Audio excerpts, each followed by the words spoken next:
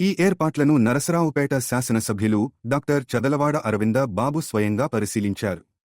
Stage, భద్రత, ప్రజలకు సౌకర్యాలపై అధికారులకు పలు సూచనలు చేశారు. ప్రభుత్వం 2 ఏళ్ల పాలన విజయవంతంగా పూర్తి చేసుకుంది.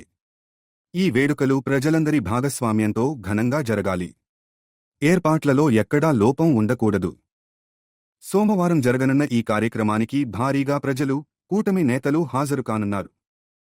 ఉమ్మడి కూటమి ప్రభుత్వం 2 ఏళ్లు పూర్తి చేసుకున్న సందర్భంగా నరసరావుపేటలో వేడుకలకు సిద్ధమవుతున్నారు.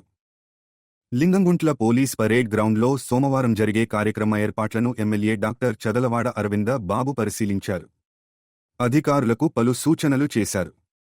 కూటమి నేతలు, ప్రజలు పెద్ద ఎత్తున పాల్గొననున్నారు. మరి ఇక్కడ మన ఉమ్మడి కుటుంబ నాయకులు, కార్యకర్తలు అందరం కూడా మరి పల్నాడు జిల్లా ముఖద్వారం నర్సరావుపేట పోలీస్ పరేడ్ గ్రౌండ్స్లో పర్యవేక్షణ చేస్తూ ఉన్నాము. రేపు సోమవారం జరగబోయే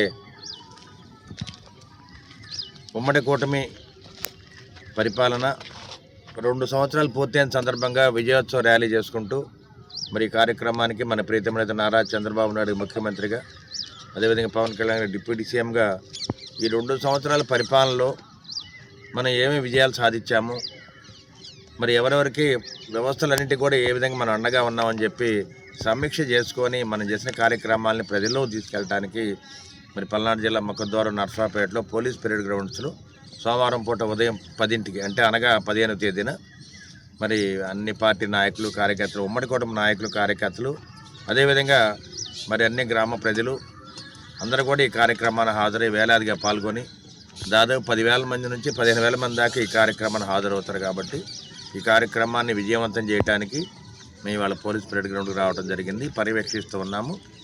అన్ని విధాలా ఒక మంచి ప్రభుత్వాన్ని, ఒక మంచి నాయకులు నారా చంద్రబాబు నాయుడు గారు, పవన్ కళ్యాణ్ గారిని, అదేవిధంగా ఉమ్మడి కూటమిలో మరి బీజేపీ నాయకులు అందరూ కూడా కలిసికట్టుగా ఈ సభను విజయవంతం చేయాలని చెప్పి మీడియా మాకు తెలియజేస్తూ మరి ఈ కార్యక్రమానికి మరి ఇది లింగంగుంట జరుగుతుంది కాబట్టి మరి లింగంగుంట నాయకులు పెద్దిరెడ్డి గారు, అదేవిధంగా ఉమ్మడి కుటుంబ నాయకులు అందరూ కూడా రావడం జరిగింది.